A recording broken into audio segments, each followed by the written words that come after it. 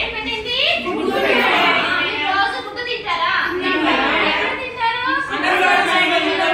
ఎన్ని ఇచ్చింది ఆంటీ కోడి గుడ్లు? ఒకటి ఇచ్చిందా? అర్థం ఇచ్చిందా? రెండు ఇచ్చిందా?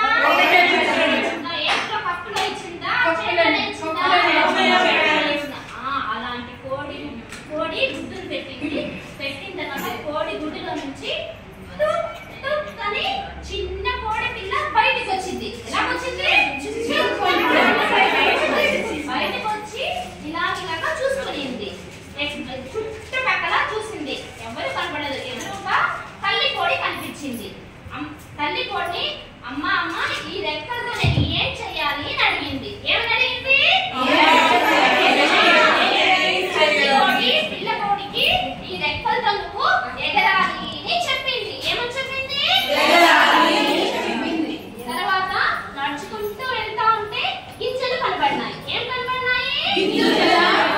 ఈ గింజలు చూసి అమ్మ అమ్మ ఈ గింజల్ని నేను ఏం చెయ్యాలి అని అడిగింది తల్లి కోడిని, పిల్ల కోడి. తర్వాత తల్లి కోడి ఈ గింజలన్నీ నువ్వు తినాలి అని చెప్పింది.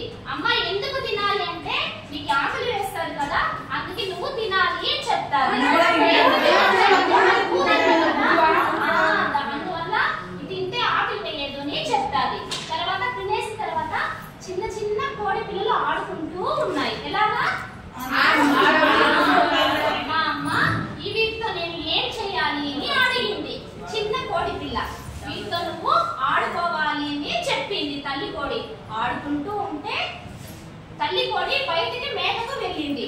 అప్పుడే మెల్లమెల్లగా ఒక పిల్లి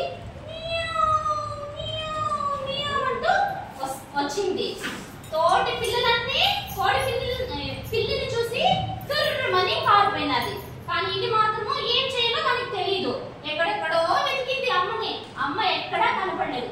సరే పిల్లిని అడుగుదామనేసి పిల్లి దగ్గరికి వెళ్ళి పిల్లి నువ్వు రాగానే నేను ఏం చెయ్యాలి అని అడిగింది. పిల్లి సరే ఈరోజు మనకి ఆహారానికి ఇది దొరికింది, దీన్ని ఎలాగైనా సరే మనం తినేయాలి అని ప్లాన్ తో ఎక్కడికి వెళ్ళకూడదు, కదలకుండా ఇక్కడే ఉండాలి అని చెప్తాది పిల్లి. ఎవరికి? చిన్న కోడి పిల్లికి.